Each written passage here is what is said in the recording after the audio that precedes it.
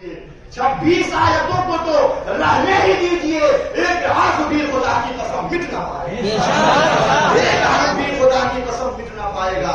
اور بدلنے والوں نے جب قرآن کو چیلنج کیا تو میں نے کہا تھا سن اے اللہ کا فرمان بدلنے والے، سن اے اللہ کا فرمان بدلنے والے، جبر سے آیات ذیشان بدلنے والے۔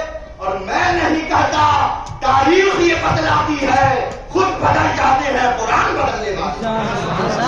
جو ہے کمزور وہ انسان بدل جاتا ہے، جو ہے کمزور وہ انسان بدل جاتا ہے، اپنا کر لیتا ہے نقصان بدل جاتا ہے۔ اور بات قرآن کو مٹانے کی جو کرتا ہے جناب، ایک دن اس کا ہی ایمان بدل جاتا ہے۔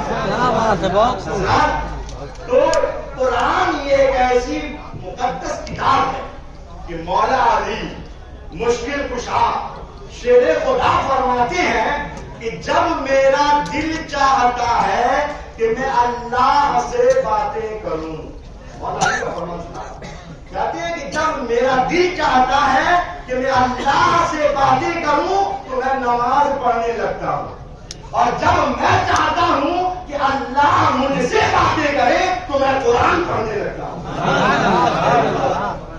تو میں اللہ مجھ سے باتیں کرے تو میں قرآن پڑھنے لگتا ہوں۔ رات میں کبھی قرآن کھول کر کے بیٹھیے، ڈاکٹر اقبال جرمنی سے ڈاکٹری پڑھے ہوئے آدمی تھے، لیکن اس شخص کا قرآن پڑھنے کا مزاج یہ تھا کہ جب وہ قرآن رات کو پڑھتے تھے تو اتنا روتے تھے کہ صبح کو جو ان کے آنسو مصحف قرآن پہ گرتے تھے تو دھوپ نکلنے کے بعد وہ قرآن کے اوراق سکھانے کے لیے ان کے گھر والے دھوپ میں رکھ دیا کرتے۔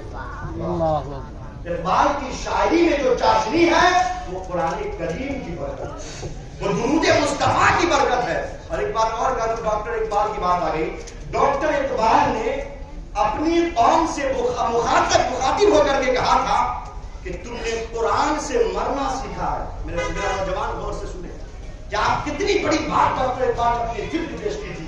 قوم سے مخاطب ہو کر کے کہا تھا کہ تم نے قرآن سے مرنا سیکھا ہے، کاش کہ تم قرآن سے جینا سیکھ لیتے۔ بھائی مرنے والوں کے سرہانے ہم کیا پڑھتے ہیں؟ سورہ یاسین پڑھتے ہیں، اور عقیدہ کیا ہے؟ عقیدہ بھی ہے ہمارا اور حدیث بھی ہے کہ جو شخص سکرات والوں کے پاس قرآن پڑھے گا تو موت کی تکلیف آسان ہو جائے گی۔ تو میرے عزیز، جس قرآن کی برکت سے موت کی تکلیف آسان ہو سکتی ہے تو کیا اس قرآن کی برکت سے زندگی کی تکلیفیں کیوں نہ آسان ہو؟